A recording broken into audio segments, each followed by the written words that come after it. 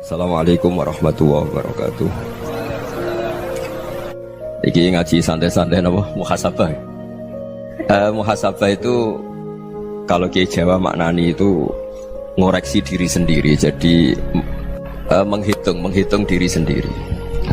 Ini pas bidang yang saya tekuni tadi karena Habib Ahmad yang minta kemarin sama Ibu dari Indonesian Power itu. Ibu Lia, saya turutin sekaligus saya sambil belajar terus tentang muhasabah. Dalam konteks Indonesia, muhasabah itu sudah jadi perilaku ya. Karena dulu orang tua saya, guru-guru saya kalau ngandani itu, bayangkan kalau kamu jadi dia. Jadi misalnya kita mentang-mentang atasan, otoriter sama bawahan. Bayangkan kalau kamu jadi yang bawahan itu kayak apa? Laukun tamakanah, kalau orang Arab bilang, bayangkan kalau kamu di posisi dia. Makanya guyonannya orang-orang Indonesia itu kan orang ngaramkan judi gitu, bareng dikasih tahu. Tapi yang menang anak jenengan, alhamdulillah. Ternyata ngaramkan itu karena ada anaknya. Kalau anaknya yang menang ya seneng. Meskipun itu guyonan, tapi saya punya padanan itu dalam kitab Hikam. Nabi Ibrahim itu Khalilur Rahman, tentu bencinya minta ampun sama yang namanya maksiat. Suatu saat beliau diterbangkan di alam malakut. Itu kalau di Hikam saya halaman 15 juga. Saya masih ingat betul. Mungkin kalau Anda beda halaman karena beda cetakan. Setelah diterbangkan di alam malakut, diperlihatkan sama Allah, ada orang pezina, ada orang syaribul khomri, ada orang mabuk, ada orang macam-macam. Allah tanya sama Nabi Ibrahim, bagaimana pendapat kamu Ibrahim tentang mereka yang maksiat? Kata Nabi Ibrahim, ya Allah, habisi saja mereka. Mereka hidup di bumi engkau, makan rezeki engkau, kemudian mereka tidak taat sama engkau. Singkat cerita, di fase itu, saya ulang lagi, di fase itu Allah nurutin sampai sekian peristiwa, mungkin 3 atau 4.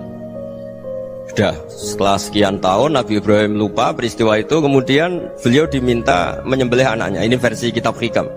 Memang versinya banyak tentang kenapa Nabi Ibrahim disuruh menyembelih anaknya. Ketika mau menyembelih anaknya, Nabi Ibrahim ragu. Huwa samratu fuadi, anak saya ini buah hati saya, kenapa engkau suruh menyembelih? Terus kata Allah, apa kamu tidak ingat ketika kamu saya angkat di alam malakut, kemudian kamu usul bunuh-bunuh, saya tidak mempertimbangkan usul Anda, tapi kenapa sekarang saya merintahkan kamu mikir gitu? Terus, ya karena ini anak saya ya Allah. Terus kata Allah, rumang samu wong sumpukon mata ini gak gawean kau sing gawe kowe enak wae usul mata ini. Jadi saya yang bikin, kemudian Anda enak aja usul membunuh. Semenjak itu Nabi Ibrahim itu di eranya itu asfaqun nas, orang paling sayang sama manusia. Karena kadang kita keras itu ya kebetulan itu tidak anak kita, tidak keluarga kita. Cara orang Jawa itu kan gitu ya, kalau ada perempuan terus macak yang macam-macam pakai sepeda motor cowok, terus wah itu luput suwuk, semoga-moga gini. Tapi setelah dikasih tahu, niku ponakane jenengan, semoga-moga selamat. Jadi jangan-jangan kemarin ahli ma'asi itu kebetulan itu tidak keluarga kita. Kalau keluarga kita yang pernah salah pada kita, semangat kita mintakan maaf. Jangan-jangan kita didikte hukum sosial gitu. Jadi orang yang salah, kebetulan itu orang yang menservis kita, atau keluarga kita, atau orang dekat kita. Jangan-jangan semangat kita mintakan ampun. Tapi kalau sama orang lain, kebetulan musuh kita semangatnya minta itu kena azab.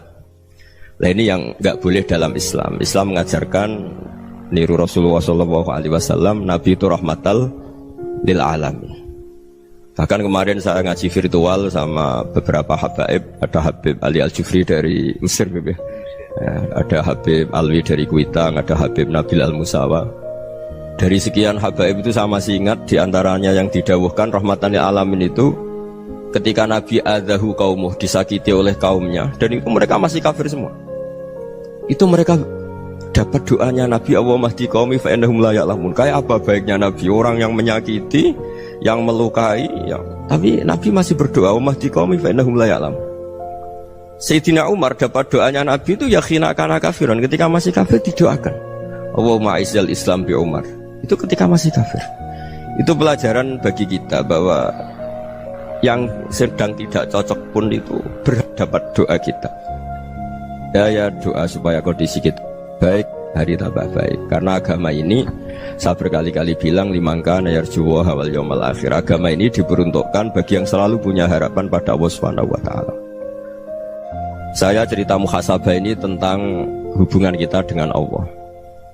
Di Indonesia itu banyak orang fasik, banyak orang nakal. Ya di mana-mana orang nakal itu ya mayoritas, wa aksaruhum fasikun. Tapi berkahnya harapan. Mungkin saya kira nakal sok benda, mungkin saya kira sholat sok ben sholat, mungkin sekarang belum sakho, belum dermawan, suatu saat dermawan. Barokahnya itu kefasikan ini dianggap sementara. Sedang fasik, sedang tidak benar. Karena kiai-kiai kita, para guru-guru kita, para habaib utamanya itu mesti bilang semoga husnul khotimah. Nah barokahnya doa itu semoga husnul khotimah itu menjadikan satu pola sosial. Yang sedang fasik ini masih diharapkan jadi lebih baik, jadi lebih. Sehingga kita tidak ngambil sikap ekstrim, yang ingin menghabisi atau ingin mengadili, tidak. Karena selalu kita punya harapan. Dan agama ini limangka nerjuwo hawal yawmal akhir. Bayangkan itu kalau yang nakal itu anak kamu. Pasti kamu gak ingin kan langsung dapat azab, dapat apa. Padahal kita semua jadi tokoh ini abul kulli, bapak dari semuanya. Sehingga ketika Rasulullah SAW jalan-jalan kemudian melihat perempuan sedang menyalakan api. Kalau apinya mati ditiup, anaknya dijauhkan. Nanti kalau sudah jauh dari api, anaknya digendong lagi. Terus kata Rasulullah, matur ke semua sahabat, Aro'aitum anna hadih tarihatan waladaha alan nar. Apa kamu berpendapat bahwa perempuan ini akan melemparkan anaknya ke neraka? Tidak ya Rasulullah. Tidak akan seorang ibu melemparkan anaknya ke api. Terus kata Rasulullah, Allahu arhamu min hadih biwaladiha. Allah lebih rahman, lebih rahim dibanding orang tua ini kepada anaknya. Ini yang harus kita kenalkan terus, kita kampanyakan terus, supaya orang hubungannya dengan Allah itu nyaman, asik. Sehingga dengan demikian selalu ada harapan bahwa yang sedang nakal ini suatu saat tobat. Kita tidak boleh menghukumi pasti begini, pasti gini, itu tidak wilayah kita. Itu juga yang dicontohkan Rasulullah SAW. Secara lahir Nabi itu nggak berkenan sama Wahsy, karena Wahsy itu salahnya salah fatal, karena membunuh ahabban nasi ila Rasulillah, yaitu membunuh Sayyid Hamzah. Jadi ketika Wahsy tobat, Nabi itu terima tobatnya. Dan ketika beliau dengan basariyahnya agak siap ketemu Wahsy karena harus ingat Sayyid Hamzah, basariyahnya diturutin. Oke, kamu iman, saya turutin, tapi jangan sering ketemu saya. Karena kalau ketemu kamu, saya masih ingat sama paman saya, Sayyid Hamzah. Kita bisa ngelola seperti itu. Kita tidak cocok sama orang, bagaimanapun mereka umat Rasulullah SAW, kita tetap mencintai mereka. Misalnya kalau beda agama, mereka sama-sama orang Indonesia, kita mencintai mereka atas nama warga Indonesia. Tapi kalau misalnya potongannya ora cocok, beda kultur, bawaannya itu mangkelno cara Jawa, ya bisa diilmoni, jangan ketemu. Wong sudah tidak cocok, ingin ketemu nyari solusi, roh raine tok seneng itu kan ya repot itu. Ya sudah kalau nggak pati cocok ya jangan sering ketemu. Dan itu kita bisa memanage seperti itu tuh bisa. Saya berkali-kali cerita tentang Imam Syafi'i. Kalau dikasih tahu ya Imam Abu Abdillah, panggilannya Imam Syafi'i, tetangga anda ini ternyata banyak yang nggak senang anda. Jawabnya beliau senang. Ya bagus kalau nggak senang saya, nggak utang saya kan. Jadi gara-gara saman seneng aku ngatur aku ini kan. Dan nunggu saman rasa seneng kan ya enak.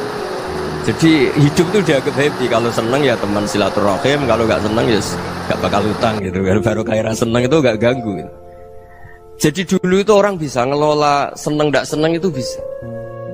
Karena ada kearifan hubungan dengan Allah Subhanahu wa ta'ala. Hidupnya selesai karena masyghul bi dzikrillah, mereka sibuk dengan Allah. Makanya kata ulama-ulama tasawuf, kamu jangan melihat manusia perilakunya, tapi kamu juga harus ingat yang gerakkan semua itu Allah Subhanahu wa ta'ala. Dengan demikian kita faroh, kita senang. Makanya Nabi kalau ngutus Anas bin Malik kemudian nggak kesampaian yang diinginkan karena Anas main, ketika garwa-garwani Nabi agak tersinggung, Nabi andaikan Allah menghendaki yang saya inginkan kesampaian, pasti itu kesampaian. Jadi dianggap kegagalan Anas gak manggil yang dituju Nabi itu ya kersane Allah, ya enteng saja. Sayyidina Ali lebih parah lagi yang dialamin.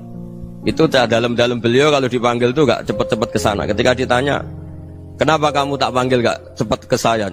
Amin tu ukubatak, karena aku tahu engkau orang baik. Orang baik itu pemaaf. Jadi makanya orang-orang soleh dulu itu bodoni itu.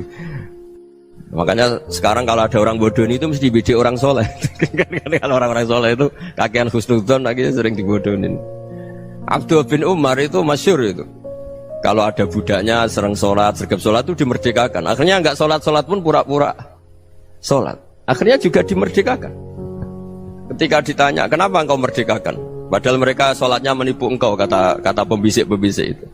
Man khoda'ana lillah in khoda'na lah. Dia nipu atas nama Allah, berarti saat tertipu juga atas nama Allah. Gak masalah dong, semuanya demi Allah Subhanahu wa ta'ala. Jadi ketika kita ketemu mensifati Allah Ta'ala itu ghafir, Allah pemaaf. Jangan kamu gak fair untuk diri kamu nyifati Allah ghafir, pada orang lain Allah kamu sifati sadidul iqab. Jadi Allah kamu atur, kayak MC tadi ngatur saya. Jadi Allah itu apa? Kalau pada saya ghafir, kalau pada musuh saya sadidul iqab. Itu tidak fair.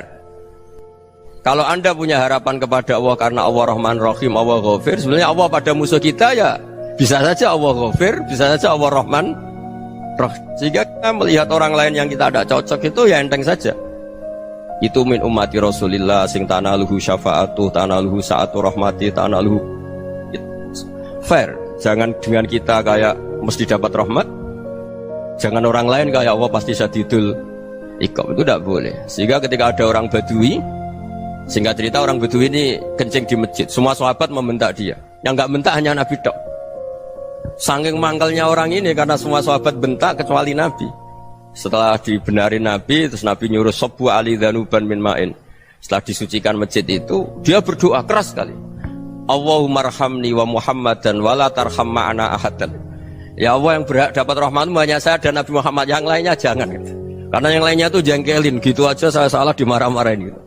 Jadi kalau kamu doa terbatas ya kayak orang Bedui ini, kayak orang Arabi. Apa kata Nabi? Laqad tahajjarta wasi'an. Allah yang rahmatnya luas menjadi kamu sempitkan. Karena kamu mau atur Allah hanya Rahman pada Indonesian Power, pada NU, pada kita yang orang lain nggak perlu dapat. Itu kan kasihan Islam, karena Islam terus nggak dimiliki semua orang. Allah nggak dimiliki semua orang, Rasulullah nggak dimiliki semua orang karena dipek NU, dipek ormas tertentu, dipek nggak boleh seperti itu. Nggak boleh takhasyar tawasian, kata Nabi, nggak boleh mempersempit zat yang rahmatnya itu luas. Ini semoga etika ini kita pakai di Indonesia. Yang sedang fase kita harapkan lebih baik. Yang sedang nggak dapat hidayah kita doakan dapat apa? Hidayah. Masyhur kan, makanya tadi saya mohon sama Habib Ali supaya Habib Ahmad supaya tetap mahalul qiyam, tabaruk sama Habib Ali. Di antara doa-doa di Simtuduror masyhur itu antuqa bilal mudhniba minnah bil ghufran wal musi'ah bil ihsan. Jadi harapannya para habaib, para orang-orang baik dulu ya, semoga yang dosa itu dimaafkan, yang sedang salah dibuka, bikin lebih baik. Nabi itu tugasnya juga gitu. Wastaghfir li dzambika walil mu'minina wal mu'minat. Nabi itu tugasnya juga memintakan ampun yang sedang salah. Nah ini cobalah jadi etika kita, muhasabah kita. Jadi muhasabah itu cara berpikir kita set, kita pikir ulang. Ternyata semangatnya seorang Nabi itu wastaghfir li dzambika walil mu'minun. Semangatnya itu memintakan ampun. Orang ahli tafsir tahu semua kalau Nabi itu tidak mungkin dosa. Jadi itu khitabun Nabi wa urida bihi ummatu, itu khitab Nabi, tapi yang dimaksud itu umatnya, karena Nabi tidak akan mengalami dzambun, tidak akan mengalami dosa. Sekarang enggak, kadang-kadang kita ini kalau orang lain salah itu semangat.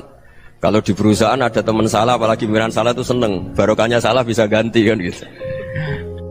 Ya, jadi kalau mungkin di dunia tokoh juga gitu, barokahnya ada tokoh salah, kita yang jadi populer sendiri, tidak boleh seperti itu. Kita harus salimus sodri di jami'il muslimin. Jadi ini harus dilatih. Saya tadi matur sama Habib Ahmad, latihan kita jadi hidup. Nabi itu kalau resep jadi wali itu kata Nabi gampang. Kata Nabi, kalau kamu ingin disenangin Allah, ya sudah.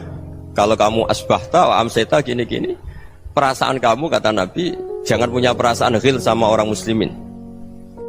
Itu sudah wadzalika min sunnati. Makanya Nabi ngendikan la yablughni ahadun an ahadin syai'an. Ada yang baca la yuballighni ahadun an ahadin syai'an. Seseorang jangan melaporkan ke saya tentang salahnya yang lain. Fa inni akhruju ilaikum wa ana salimus sadri. Karena saya ingin ketemu sampean semua dalam keadaan salimus sadri, tidak punya perasaan apa-apa. Karena kalau nurutin pembisik, nurutin informasi itu ya repot, karena orang pasti sepihak. Ada kiai yang top, datang ke kampung-kampung ning desa-desa. Kata yang seneng itu punya akhlak. Wah itu bagus orang besar datang ke kampung-kampung. Kata yang nggak seneng, wah itu jobnya kiai kecil kok diambil, itu kan ya kasihan itu kan sudut pandang. Makanya saya sering bilang, akal kita ini cukup untuk mentasdik Rasulullah Shallallahu Alaihi Wasallam. Meskipun perasaan kita kadang orang Jawa itu beda. Saya berkali-kali bilang sama peneliti dari Jogja, kenapa sih Gus para nabi itu kok poligami istrinya banyak? Nabi Dawud katanya itu berapa? Nabi Sulaiman malah jumlahnya agak terbatas ini. Nabi Muhammad itu paling sedikit. Saya tanya gini, perempuan itu orang lemah, jadi kalau nolong orang satu gimana baik, kalau nolong orang dua ya lebih baik, ya sudah kira-kira seperti itu. Paling tidak akal kita masih tahu kalau orang baik itu kan mesti baik, nolong orang satu baik, nolong orang dua ya lebih baik, nolong orang tiga lebih baik. Tapi kalau kamu orang nggak baik, satu saja kamu terlantarin, kamu miskinkan, kamu ya tinggal diukur kan. Kalau orang baik nambah baik, tapi kalau orang buruk tambah buruk. Nah itu akal. Akal kita bisa menganalisis kenapa sih nikah itu ada yang poligami, ada yang enggak. Sudah ukur saja diri kamu. Misalnya kayak saya elek keriting, rabi terus, mau perbanyak wong elek, orang perilaku netok raine dadi elek kabeh. Gitu. Tapi nak kowe ku ganteng, alim, ganteng, sugih, anake ganteng-ganteng, berhubung kowe saleh ahli swarga kabeh, mertua yo bangga karena karir kamu meyakinkan. Ini mertua kamu aja gak bangga mau nambah. Ipar gak bangga, mertua gak bangga, desa kamu yang kamu wayai juga gak. Beda dengan Nabi ketika nikah Juwairiyah itu gak ada pernikahan sebarokah Nabi dengan Juwairiyah itu. Azharu Rasulillah, di situ habis perang banyak tawanan, gara-gara jadi besanya Nabi langsung dibebaskan semua karena Azharu Rasulillah. Sekarang besanya Kanjeng Nabi. Dulu Abu Sufyan memangkalnya bukan main sama Nabi, gara-gara putrinya dinikah terus langsung jadi. Kalau kamu kan enggak, nikah satu, nikah lagi, satu kampung musuh kamu. Karena istri pertama ya cemburu, yang kedua agak bangga. Wah itu selesai itu, di dunia wal akhirah. Maksud saya, nganalisis Islam itu harus pakai akal. Dan akal yang dipakai, ini saya bawa ke kitab Ihya, adalah pikiran-pikiran para ulama. Makanya ketika Imam Ghazali ketika ditanya, fakaifa bi muslimin fasikin asawaha fi jami'i amri. Kalau kalian ketemu orang fasik, orang Islam tapi fasik, perilakunya nggak ada yang benar. Kata Imam Ghazali jawabnya lucu, aneh. Ma min muslimin illa wa islamuhu ta'ah. Tidak ada orang Islam kecuali dia mau Islam, membenarkan Allah dan Rasul itu sudah taatnya dia. Kok kamu tidak bisa melihat taatnya dia?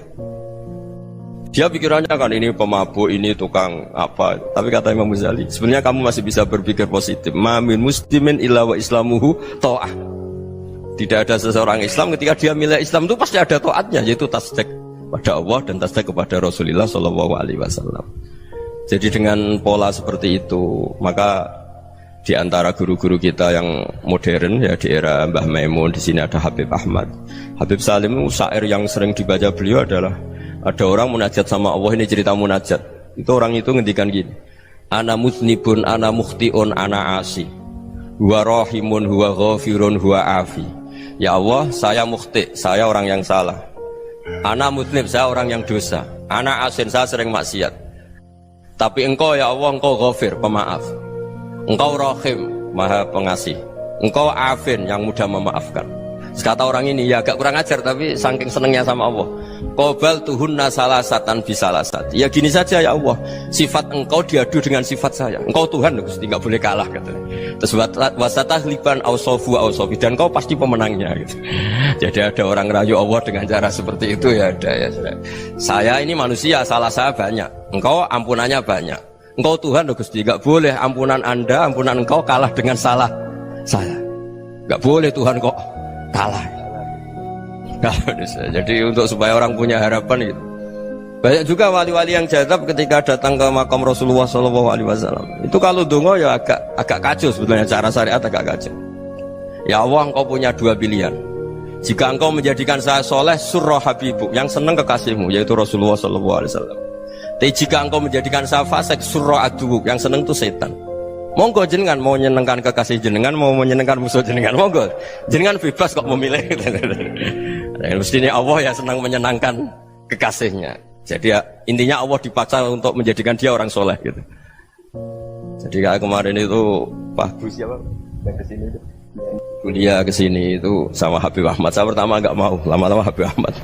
Ini gimana Gus? Orang taunya saya dekat jenengan, kalau nggak kasil saya waduh. Ini kayak doanya wali yang tadi. Nggak punya pilihan, nggak ada pilihan ini.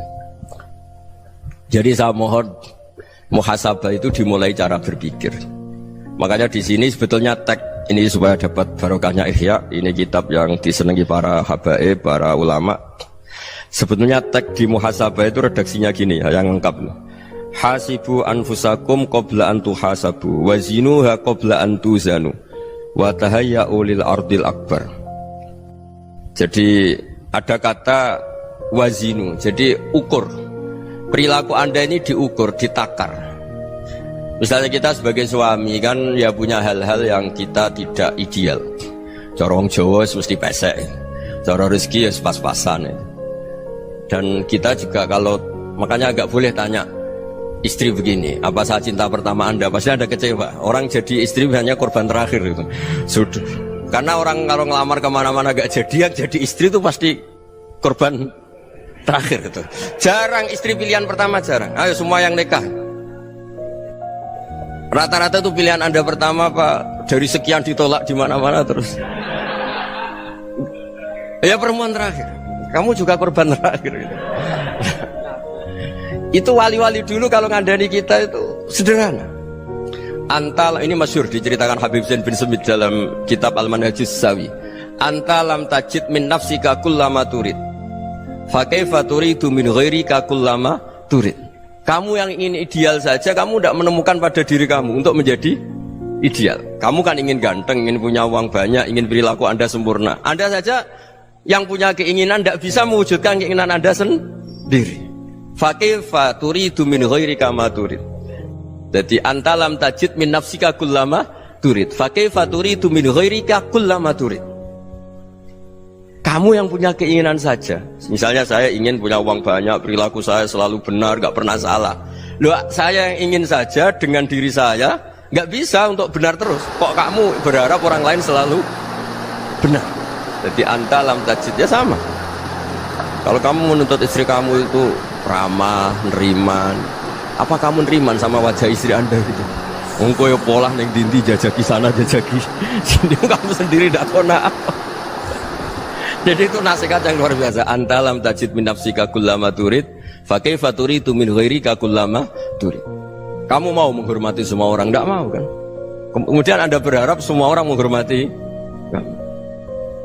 Kamu tidak ingin kan orang lain semua menghujat kamu, sementara kamu enak aja menghujat orang lain. Makanya Rasulullah SAW luar biasa ketika bikin kaidah sosial, apa la yu'minu ahadukum hatta yuhibba li akhihi ma yuhibbu li nafsi. Jadi kalau ukuran iman itu sederhana. Kalau sesuatu itu baik, nyaman bagi Anda ya bayangkan itu pada teman Anda. Misalnya Anda bangun tidur sudah acak-acakan, gak punya uang, utang jatuh tempo, kan gak ingin ketemu orang.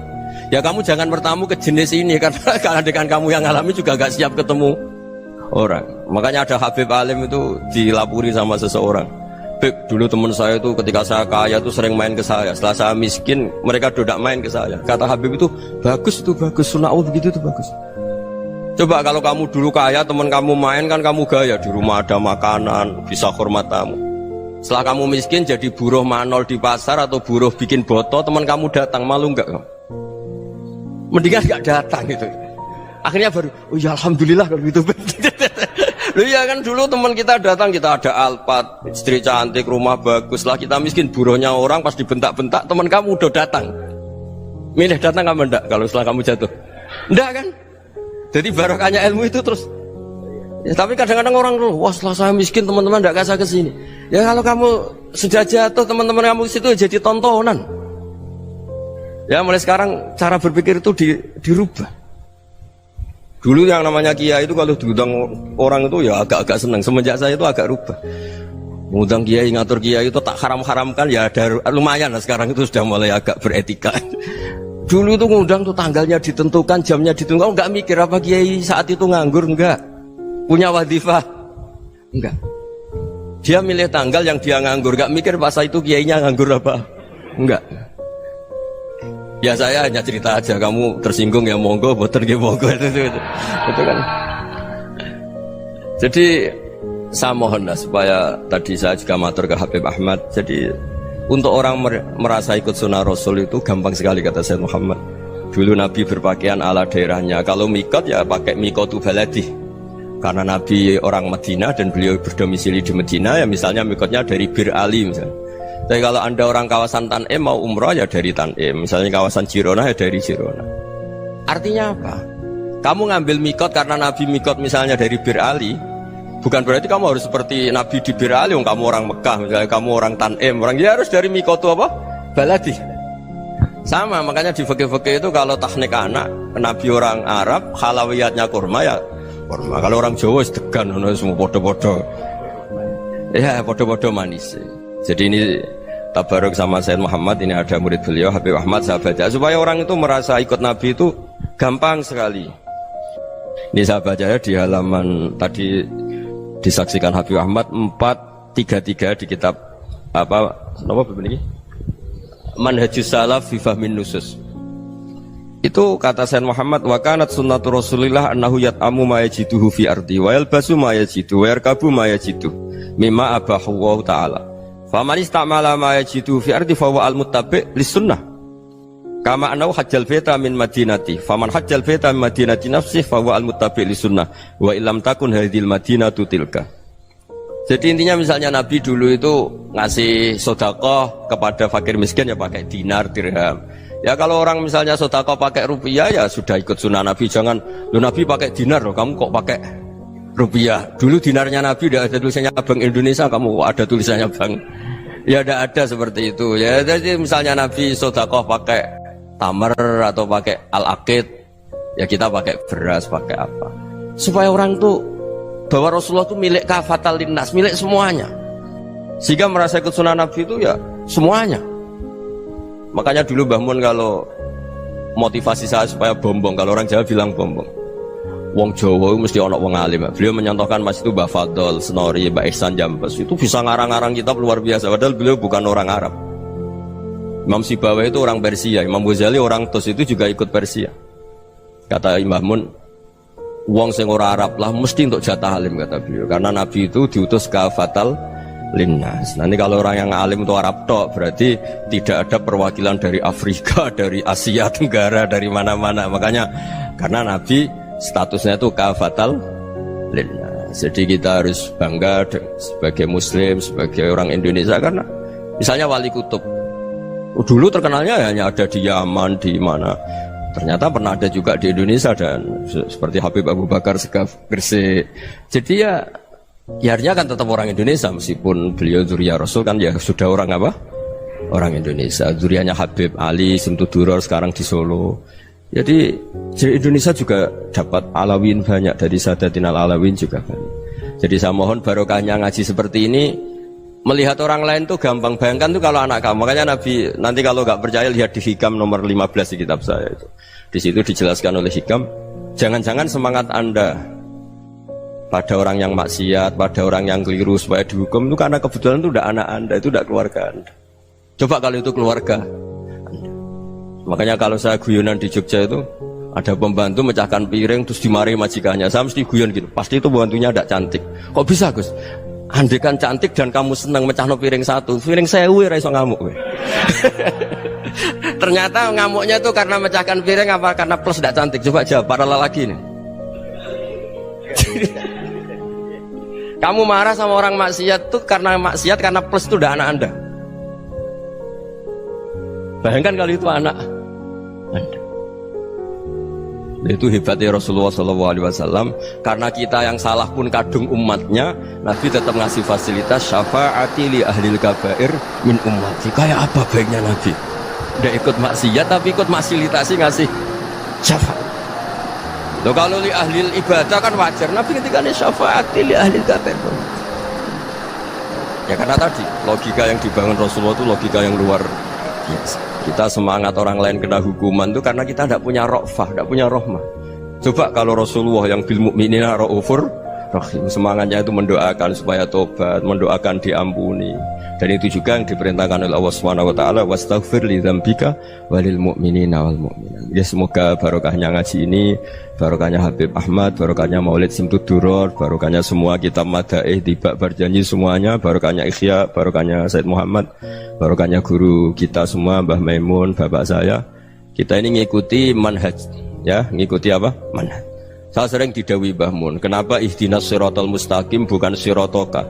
Bukan jalan engkau ya Allah, karena Allah itu nggak bisa kamu tiru. Allah itu tidak tidur, tidak makan, tidak kesel, tidak capek. Yang bisa ditiru itu siratal ladzina an'amta alaihim. Yang bisa ditiru manusia ya niru manusia. Karena Allah itu tidak bisa ditiru, makanya ihdinas siratal mustaqim siratal ladzina. Dan niru siapa? Niru guru-guru kita. Termasuk niru cara pandang. Jadi misalnya ada orang awam di rumah itu hanya delok reng, delok tikus liwat, itu kan kayak nganggur. Ora tahajud malah main delok reng. Melihatnya jangan gitu. Huwa tarokal ma'asiyah. Dia di rumahnya ndak dugem, ndak kemana-mana. Dia berarti malam itu tarkul ma'asi. Tidak nyopet, tidak garong, tidak ke tempat maksiat. Susahnya apa sih husnudzon? Jadi jangan lihat huwa tarkut tahajud, huwa tarokat tahajud, wa taroka qiyamal lail. Oke ya, namanya orang begitu ya tidak tahajud, tidak qiyamul lail. Tapi susahnya apa sih kamu bilang huwa tarokal ma'asiyah? Dia juga meninggalkan maksiat, dan tarkul maksiat itu ibadah. Supaya orang tuh gampang lah husnudzon sama orang muslim. Ini orang mukmin, orang yang luar biasa. Di mata Allah itu orang yang luar biasa. Kayak tadi Imam Ghazali, kalau saya ketemu orang muslim kemudian dia tidak pernah baik, gimana? Kata Imam Ghazali, ma min muslimin illa wa islamuhu ta'ah. Tidak ada orang Islam ketika dia mentasdihkan Allah dan Rasulullah, berarti dia juga punya taat. Ya ini latihan saja, sing iso nglakoni Habib Ahmad kula namung cerita mawon. Kula cerita secara akademik, saya punya kitab, saya baca, dan alhamdulillah kita paham barokahnya para guru, dan supaya terbiasalah. Sebaik-baiknya ibadah husnudzon billah wa husnudzon bil mu'min. Soal tidak cocok ya diilmoni tadi ya, namanya nggak cocok ya jangan sering ketemu. Seperti Rasulullah SAW, beliau karena sangat mencintai Said Hamzah, ketemu orang yang pernah begitu sama Said Hamzah ya beliau secara basyariah tidak siap. Tapi beliau secara cara bahasa sekarang, secara profesional, kalau beliau seorang nabi dan harus menerima tobatnya siapapun ya diterima. Saya meskipun dengan A, B gak cocok karena dia begini-begini sama saya, tapi saya ingat dia sholat, dia baca sholawat, dia mencintai Rasulullah, ya kita hormat. Ya soal gak cocok ya di manage tadi ya, zuruhiban tasdadhuban. Kalau gak pati cocok ya jangan sering ketemu, bawaannya enak nanti. jadi ya semuanya itu diilmoni lah. Makanya ngendikane Ma'ruf Al-Qurhi ada yang baca Al-Kharqi, mangqala fil yaumi salasa marrat wa marham ummata Muhammad kutiba minal abdal. Karena semangat mencintai siapapun satu hari sering baca marham ummata Muhammad wa ma aslih ummata Muhammad wa ma tajawaz an ummati Muhammad, itu mesti kutiba minal abdal. Dia pasti termasuk wali abdal. Maksudnya semangat mencintai ya dilatih lah. Misalnya Indonesia Power atau PLN, andai kan tidak ada PLN tuh kayak apa? Orang nggak bisa ngaji, tidak bisa aktivitas. Ya barokahnya ada PLN, barokahnya jasanya. Kita sadar, tidak semua kebaikan kita ini memenuhi keinginan orang banyak. Gitu. Orang banyak ingin listrik, ingin saluran apa, dan itu kadang yang mewujudkan orang lain atau kelompok lain. Ya karena itu manfaat ke orang lain ya kita doakan. Karena khairun nas anfa'uhum linnas. Sehingga kita terbiasalah ngakui orang lain. Seperti semangatnya Rasulullah SAW, semuanya itu didoakan, semuanya diinginkan kebaikannya. Bahkan Nabi gak putus asa sampai di akhirat. Ketika Nabi lain sudah putus asa karena sudah akhirat, sampai dimintai syafaat semuanya bilang nafsi, nafsi. Karena merasa semuanya gak punya nyali di depan Allah, karena ini sudah akhirat, sudah finish. Tapi apa Rasulullah? Analah, ya udah saya sanggup mensyafaati kalian. Terus kata Nabi, fa'atiyal arsya, saya mendatangi aras, fa'akhirru lahu sajidan, saya sujud, wa ahmaduhu bima hamida allamaniha rabbi. Kemudian saya tetap muji Allah dengan pujian yang terus menerus. Padahal sudah di akhirat, sudah finish. Nabi dimintai syafaat masih sanggup, karena Nabi tahu akhirat tidak bisa mendikte Allah, tidak bisa. Allah terus bilang, ya Allah ini akhirat, engkau sudah tidak boleh mensyafaat, tidak bisa. Allah tidak bisa diganggu akhirat, Allah tidak boleh dibatalkan rahmannya oleh akhirat. Allah tetap Rahman Rahim abadal abad. Dan Nabi tahu itu. Makanya kata para ulama, fa Muhammadun ahmadu min ghairihi. Jadi Nabi Muhammad namanya dua yang terkenal. Sebenarnya banyak yang terkenal dua, Muhammad sama Ahmad. Ketika Nabi punya nyali memuji Allah di akhir akhirat atau sudah di akhirat itu fa Muhammadun ahmadu min ghairi. Ketika nabi lain sudah tidak punya nyali muji Allah karena sudah akhirat, Nabi Muhammad tetap berani muji Allah di saat seperti itu. Makanya ahmadu di situ kata ulama itu af'al tafdil, fa Muhammadun ahmadu min ghairi. Kanjeng Nabi lebih memuji Allah di saat yang nabi lain sudah tidak punya nyali untuk muji Allah di saat itu. Makanya kata Nabi fa akhiru lahu sajidan wa ahmaduhu bimahamida 'allamaniha rabbi. Akhirnya setelah lama gitu terus Allah ngendikan ya Muhammad irfa' ra'sak wasal tu'tah wasfa' tusyaffa. Sudah Muhammad, angkat kepala kamu minta apa saya turutin, dan kalau kamu ingin mensyafaati umatmu saya beri hak apa? Syafaat. Nah, semoga semangat itu juga menjadikan kita munajat bahwa rahmat Allah tidak terbatas, harapan juga tidak terbatas. Mungkin yang sedang nakal ya kita katakan sedang, jangan terus kamu pastikan wah ini mesti suul khotimah, mesti tidak orang baik. Tidak, agama ini liman kana yarjuha wal yaumal akhir, selalu bagi yang punya harapan. Ya, mugi-mugi dapat barokah semua. Mantul dengan kata wassalamualaikum warahmatullahi wabarakatuh.